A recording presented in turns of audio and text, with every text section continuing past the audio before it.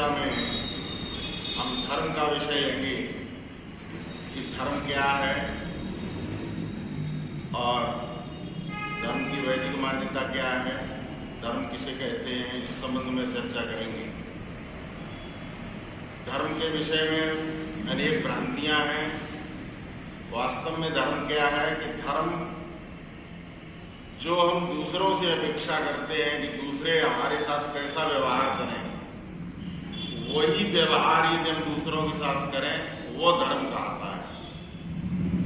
हम चाहते हैं कि सभी मेरे साथ सत्य बोलें, सभी कोई भी व्यक्ति मेरी किसी वस्तु की चोरी नहीं करे, कोई मुझे धोखा नहीं दे, तो ये कार्य, यही कर्तव्य हमारे भी है। इसी का नाम धर्म है। और धर्म की जो स्थापना है वो स्वयं परमपिता परमात्मा द्वारा की गई है। चाणक्य ने एक जगह लिखा है, सुखस्य मूलम धर्म। सुख का मूल क्या है? धर्म। यदि हमको सुख चाहिए तो धर्म का पालन करना पड़ेगा। तुलसीदास ने भी इसी बात को एक चौपाइयों में लिखा है कि जिम सरिता सागर में जाई, यद्यपि ताय कामना नाई, तिम सुख संपत्ति विनय बुलाए, धर्मशील बह जाए स्वभाव। सुख और संपत्ति बिना बुलाए ही धर्मशील व्यक्ति के पास जाती है, ऐसा वो कहते हैं। तो सुखस्य मूलम धर्म का चाणक्य ने, और महर्षि मनु कहते हैं वेदो अखिलो धर्म मूलम। सभी धर्म का जो मूल है वो वेद है। और ऋषि दयानंद कहते हैं सबका आदि मूल परमेश्वर है और वेद सब सत्य विद्याओं का पुस्तक है। तो वेद परमपिता परमात्मा की वाणी है और वेद सबका आदि मूल है। परमपिता परमात्मा की वाणी होने के कारण वेद ही संपूर्ण ज्ञान का स्रोत है, इसलिए वेद ही धर्म है। वेद के प्रवर्तक स्वयं परमपिता परमात्मा है। बाद में जितने भी मत पंथ और संप्रदाय बने वो लोगों के द्वारा बनाए गए, इसलिए वो धर्म नहीं है, वो संप्रदाय है, वो पंथ है। पंथ तो अनेक हो सकते हैं। जैसे यहाँ से हमको दिल्ली जाना है तो सीधा रास्ता तो एक ही है जिसे वेद कहते हैं। और वैसे घूम करके कितने भी रास्ते हो सकते हैं। कोई हवाई मार्ग से जा सकता है, कोई पीछे की तरफ से, और पूरी पृथ्वी का चक्कर लगा करके भी दिल्ली पहुंच सकता है। कोई ऐसे रास्ते पर जा सकता है जो दिल्ली कभी पहुंचे ही नहीं। तो ऐसे बहुत से रास्ते हैं, वो है पंथ, उल्टे रास्ते। ये पंथों की स्थापना कब हुई? जब कोई वैदिक धर्म का लोप हो गया, यहाँ पर वेद का रास्ता दिखाने वाला कोई नहीं रहा, तो फिर उस समय में उस महापुरुषों का जन्म हुआ। उन महापुरुषों ने अपने अपने ढंग से प्रकाश दिखाया।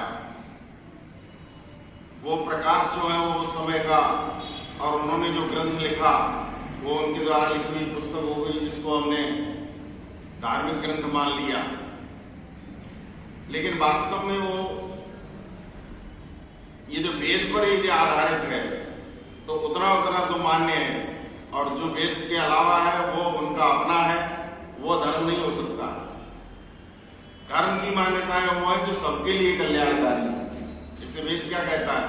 ओम विश्वानि देव सवितुर दुरितानि पराशु यद भद्रम तम नाशु। ऐ परमपिता परमात्मा, हमारे संपूर्ण दुर्गुण दुर्वचन दुखों को दूर कर दीजिए, और जो कल्याणकारक गुण कर्म स्वभाव और पदार्थ है वे सब हमको प्राप्त कराइए। तो ये जो मान्यता है ये सबके लिए कल्याणकारी है। हर व्यक्ति ये चाहता है कि हमारे संपूर्ण दुर्गुण दुर्वचन दुख दूर हो जाए, और जो कल्याणकारी गुण कर्म स्वभाव और पदार्थ है वो सब हमको मिले। तो वेद में जो शिक्षाएं आप देखेंगे वो सबके लिए कल्याणकारी। गायत्री मंत्र को आप देखेंगे तो धियो यो न प्रचोदयात्, परमात्मा हमारी बुद्धि को सन्मार्ग की तरफ प्रेरित करे। लेकिन अलग अलग मत पंथ और संप्रदाय में देखेंगे तो वो केवल उस संप्रदाय की बात करते हैं। वेद मानव मात्र के कल्याण की बात करता है।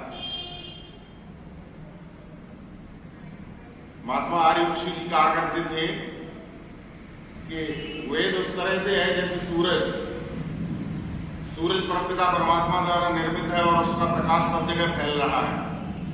लेकिन जब सूरज अस्त हो जाता है उस समय हमको दूसरे प्रकाश की आवश्यकता पड़ती है, फिर चाहे वो दीपक के रूप में हो, चाहे लालटेन के रूप में हो, मोमबत्ती के रूप में हो, ट्यूबलाइट के रूप में हो, वो सूरज का स्थान कभी नहीं ले सकता। जिस समय सूर्योदय होगा उस समय जो प्रकाश होगा उस समय सब प्रकाश फीका पड़ जाएगा। इसलिए वेद परमपिता परमात्मा की वाणी है। ऋषि दयानंद इसीलिए चाहते थे कि संसार भर की जितनी भी भाषाएं हैं उनमें वेद का अनुवाद हो। ऋषि ने एक जगह लिखा है कि वेद का अनुवाद और वेद का भाष्य संसार की सभी भाषाओं में हो गया तो सूर्य के समान प्रकाश हो जाएगा, अंधकार स्वतः समाप्त हो जाएगा। दुर्भाग्य रहा हमारा जो ऋषि अपना पूरा वेद भाष्य पूर्ण नहीं कर सके और जो शेष रह गया उसको पूर्ण करने की जिम्मेदारी आर्य समाज की परोपकारी सभा की रही। इसको अच्छे ढंग से पूर्ण करके और ऋषि के उस कार्य को आगे बढ़ाना चाहिए था। वेद धर्म है क्योंकि वेद परमपिता परमात्मा द्वारा आज सृष्टि में दिया हुआ उपदेश है। जिस समय सृष्टि की शुरुआत हुई थी ज्ञान की आवश्यकता हमेशा रहती है। बच्चा पैदा होता है, थोड़ा बड़ा होता है तो माँ बाप उसको पहले नर्सरी में और दूसरे स्कूलों में भेजते हैं क्योंकि ज्ञान की आवश्यकता है। ठीक इसी तरह से जब सृष्टि के आरंभ में, जब सृष्टि प्रारंभ हुई उस समय इस तरह के स्कूल नहीं थे लेकिन ज्ञान की आवश्यकता थी। उस समय परमपिता परमात्मा ने 4 ऋषियों के माध्यम से वो ज्ञान हम लोगों को दिया था। उन ऋषियों के नाम है अग्नि, वायु, आदित्य और अंगिरा। उनके माध्यम से वेद का ज्ञान हमारे पास आया और वो फिर वेद धीरे धीरे पूरे संसार में फैला। आगे चल के जब मत पंथ संप्रदायों का जन्म हुआ तो वेद से हम धीरे धीरे दूर हटते गए। वेद हमारा मुख्य केंद्र था, मुख्य आधार था। ऋषि दयानंद ने इसलिए कहा कि जो बात वेद के अनुकूल है वो सत्य है। वेद स्वतः प्रमाण है, वेद में किसी प्रमाण को देने की आवश्यकता नहीं। तो परम उसकी वाणी है जिसने सृष्टि बनाई है। जिस ईश्वर ने सृष्टि बनाई है उसी ने वेद बनाए हैं। तो सृष्टि के लिए कोई प्रमाण की आवश्यकता नहीं, वेद के लिए किसी प्रमाण की आवश्यकता नहीं। दो प्रकार का ज्ञान जो है वो मुख्य माना गया है। एक तो वेद का ज्ञान जो शास्त्रीय ज्ञान है जिसको हम धर्म कहते हैं, और दूसरा धर्म ज्ञान हमको आत्मा के द्वारा परमात्मा की प्रेरणा से मिलता है। जब हम कोई गलत कार्य करते हैं तो हमारे मन में लज्जा, भय और शंका उत्पन्न होती है। ये सभी के मन में होती है। वो अलग बात है कि लोग उसको नहीं सुने, और जब अच्छा काम करते हैं तो मन में उत्साह और उमंग पैदा होती है। तो ये जो प्रेरणा है ये भी धार्मिक प्रेरणा है। ये परमपिता परमात्मा का बताया हुआ वो मार्ग, उसकी तरफ आत्मा में परमात्मा की प्रेरणा होती है कि तुमको ये कार्य करना है, ये नहीं करना है। या तो उसको हम वेद में देख सकते हैं। यदि वेद हमारे पास नहीं है तो हम आत्मा की आवाज को सुनने का प्रयास करें, वो भी धर्म है। लेकिन बाद में लोगों ने अलग अलग अपनी अपनी पुस्तकें लिख ली, अपने अपने संप्रदाय बना लिए और एक दूसरे को ऊंचा और नीचा बताने लगे, जो झगड़े का कारण बना। वेद वो पुस्तक है जिसके नाम से पूरी दुनिया को एक किया जा सकता है। वेद की जो मान्यताएं हैं विश्व का कोई व्यक्ति उसको काट नहीं सकता। बाकी मत पंथ संप्रदाय ने जो पुस्तकें लिखी है वो संप्रदाय को ध्यान में रख करके, उस क्षेत्र को ध्यान में रख करके वो बातें लिखी है। सर्व कल्याणकारी वो नहीं है, लेकिन वेद की बात सर्व कल्याणकारी और सार्वभौमिक है। पहले भी वो बातें उतनी ही मान्य थी जितनी आज है। भारत में भी उतनी मान्य है जितनी अमेरिका में है।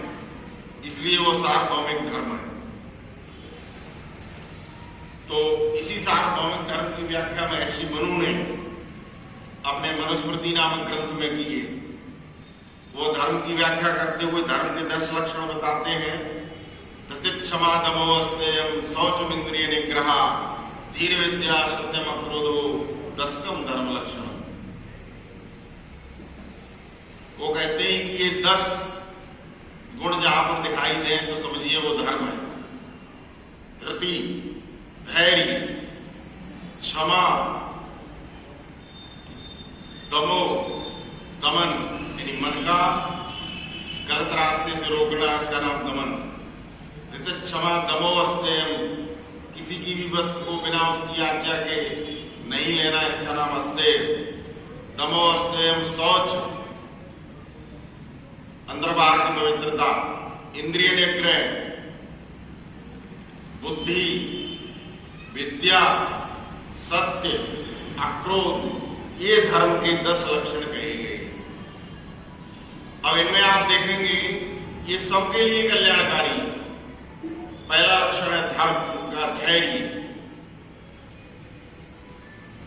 ये जब सही रास्ते पर चलते हैं, वेद के रास्ते पर चलते हैं, ईश्वरीय रास्ते पर चलते हैं, तो परमात्मा के द्वारा वो धैर्य की प्राप्ति हमको स्वतः हो जाती है। ऋषि दयानंद जब काशी शास्त्रार्थ में करने के लिए जब चले थे, तो लोगों ने उनको रोका था। ये कहा था कि तुम वहां क्यों जा रहे हो, वहां पर आपके बहुत विरोधी हैं, आपकी जान को भी खतरा हो सकता है। लेकिन ऋषि में वो धैर्य था। क्यों था? क्योंकि उन्होंने उत्तर दिया, एक मैं हूं और एक मेरा ईश्वर है, एक धर्म है, तो मुझे किसी का डर नहीं। एक धर्म, एक ईश्वर और एक मैं हूं। मैं आत्मा अजर अमर है, परमपिता परमात्मा, और धर्म सत्य है।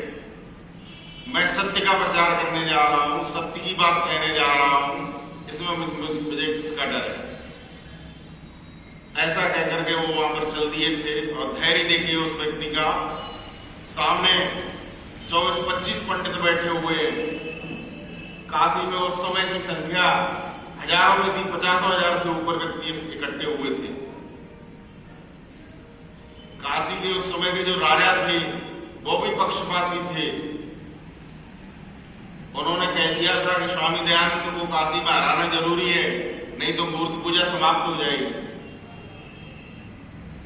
तो उन्होंने सभी पंडितों को कई दिन पहले से निर्देश दे दिया था कि तैयारी कर लो अपनी अपनी।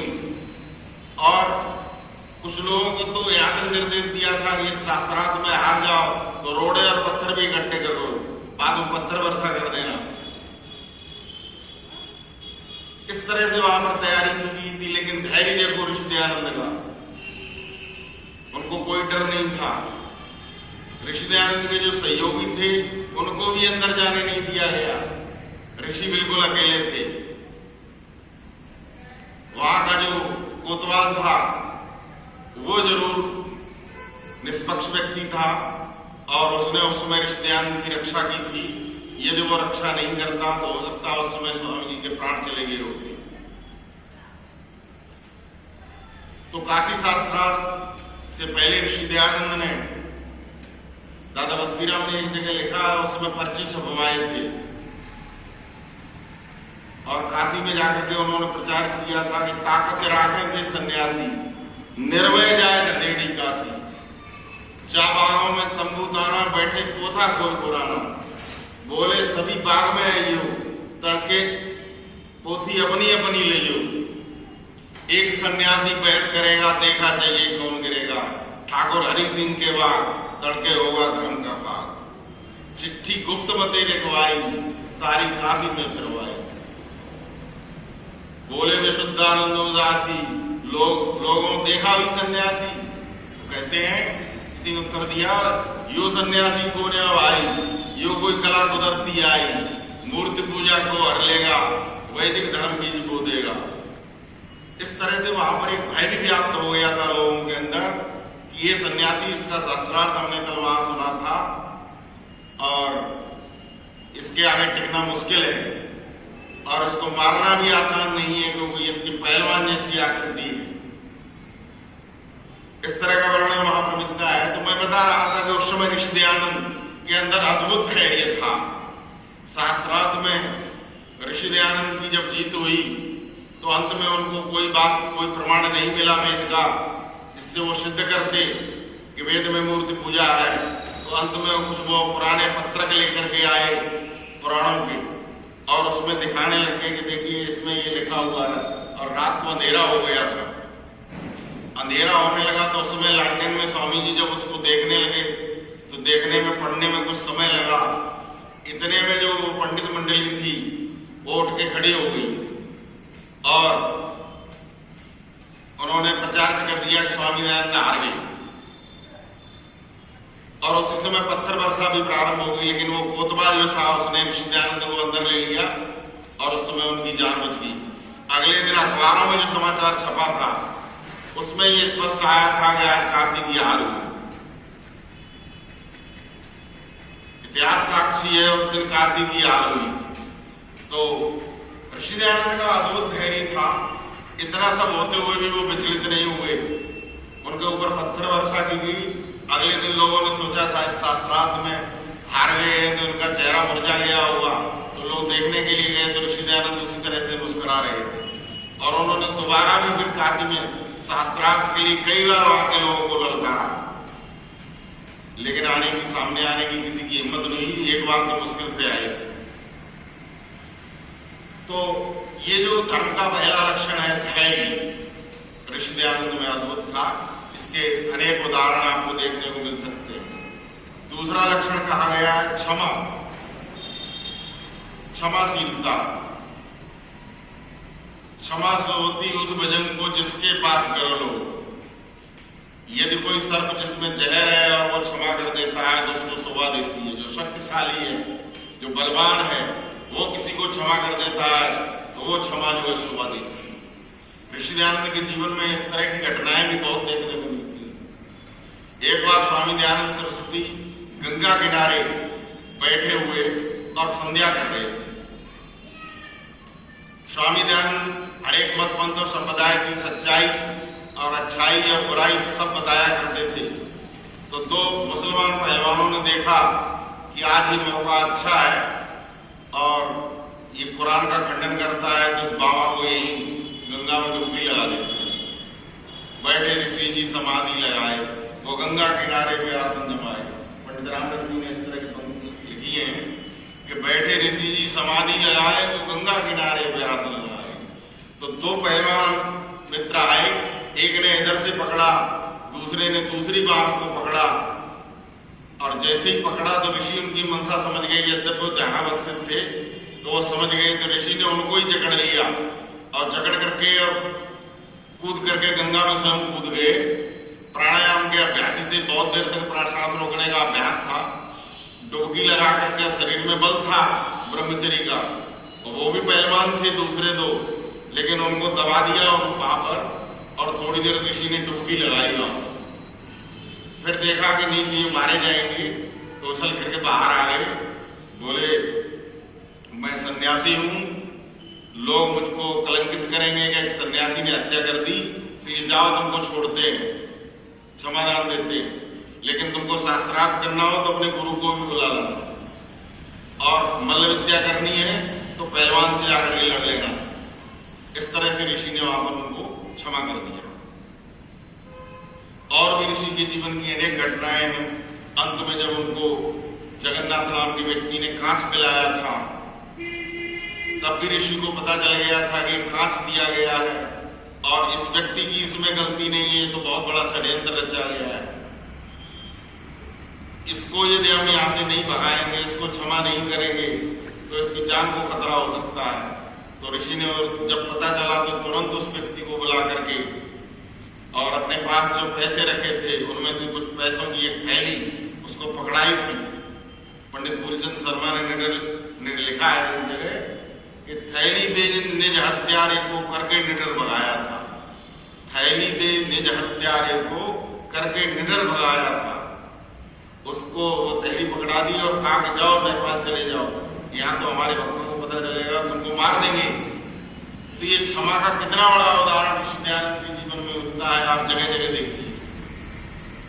ये तभी हो सकता है जब किसी में धैर्य हो, कोई धर्म के रास्ते पर चलने वाला हो, ऋषि दयानंद जैसा जीवन हो। दूसरी घटना आपने और सुनी ऋषि के जीवन की याद आती है कि एक पहलवान उनको तलवार लेकर के मारने के लिए आया राव कर्ण सिंह। तो उस समय भी ऋषि ने उसको क्षमा कर दिया था। उस तलवार को एक हाथ से पकड़ा और दूसरे हाथ से उसकी भुजा को पकड़ा और बोले कहो तो तुम्हारा खून जाम कर दें, क्योंकि ऋषि में ताकत थी, ब्रह्मचर्य का बल था। जब उसका हाथ पकड़ा है तो उसकी समझ में आ गया कि आज कहां पाला पड़ा है, और दूसरे हाथ से उस तलवार को पकड़ करके जमीन में टेक करके उस तलवार को ही तोड़ दिया और उस राजा को भी क्षमा कर दिया कि जाओ,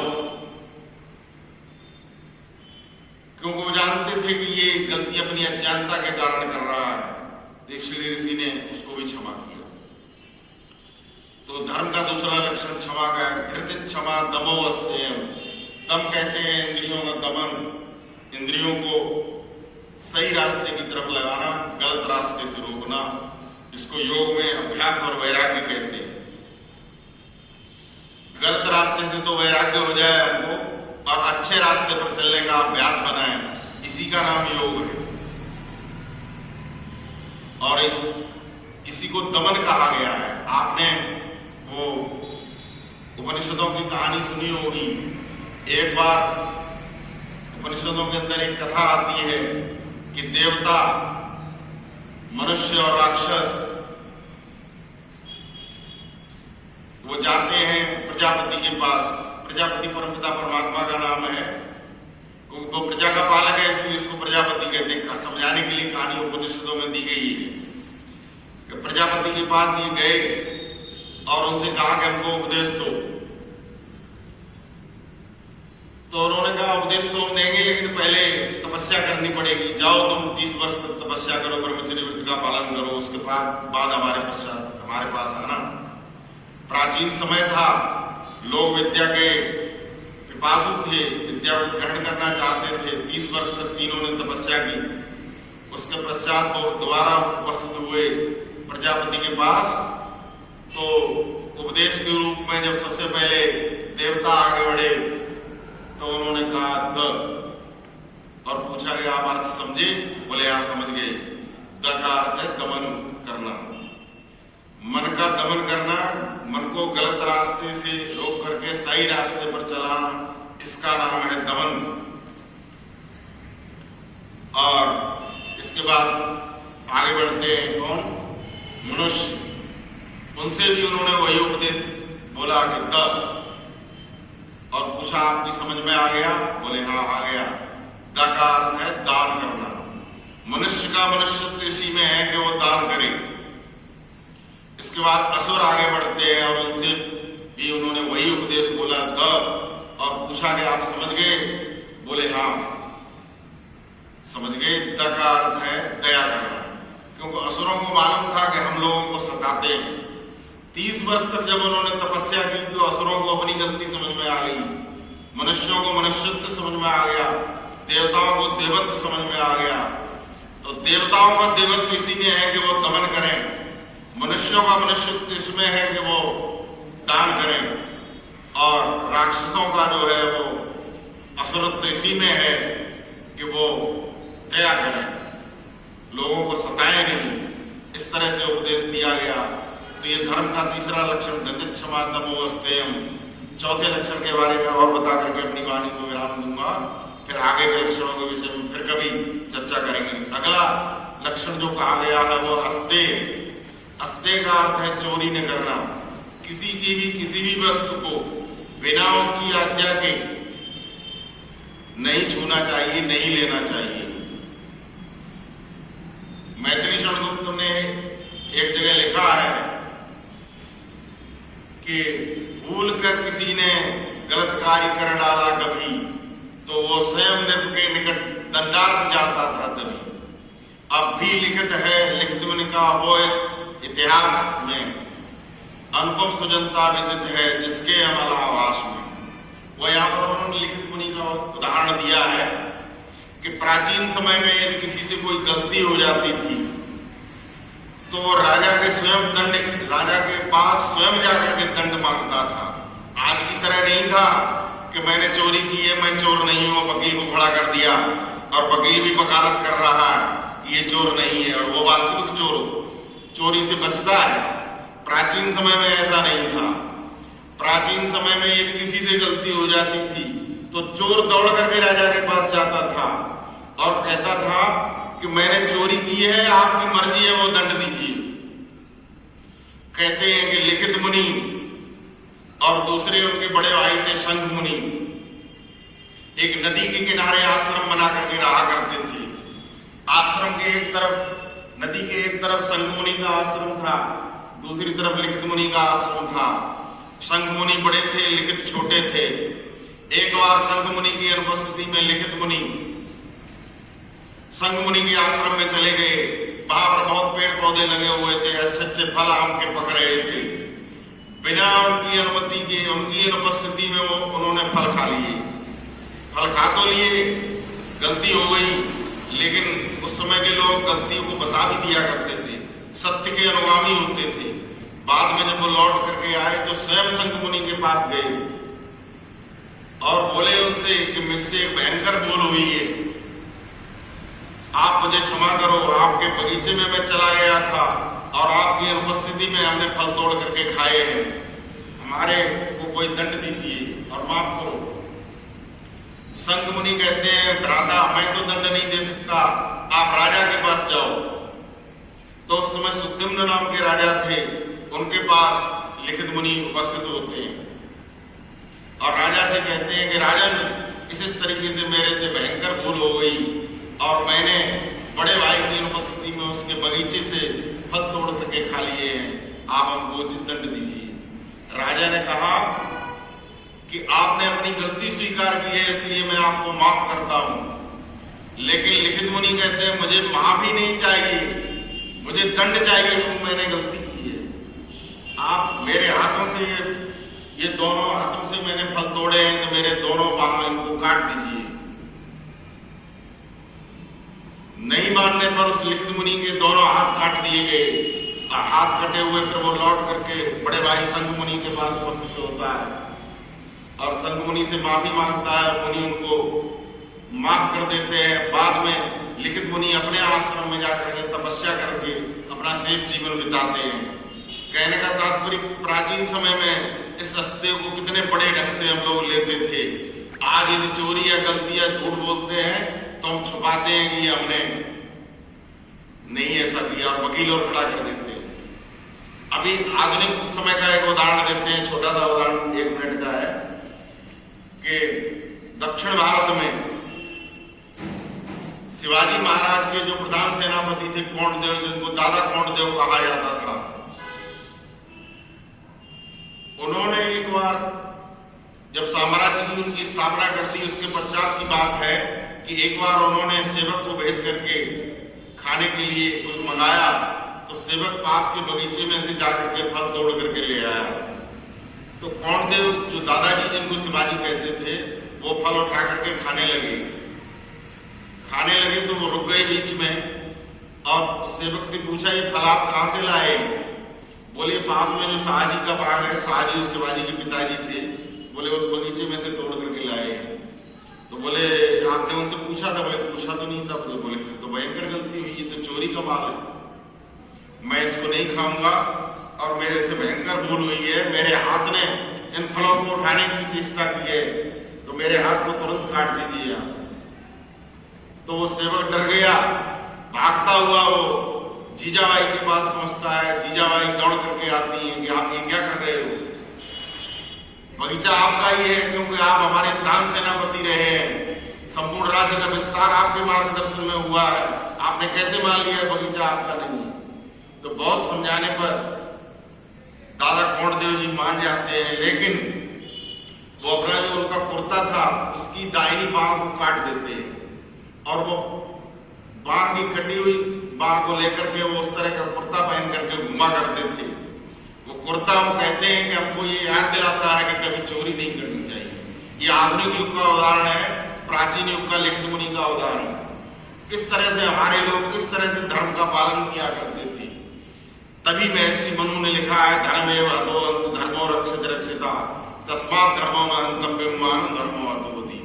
जो धर्म की रक्षा करता है, धर्म उसकी रक्षा करता है, इसलिए इसलिए हम सबको कभी भी अधर्म के मार्ग पर नहीं चलना चाहिए, धर्म की रक्षा करनी। तो आइए हम धर्म के सही स्वरूप को समझें और धर्म का पालन करें, तभी धर्म हमारी रक्षा कर पाएगा।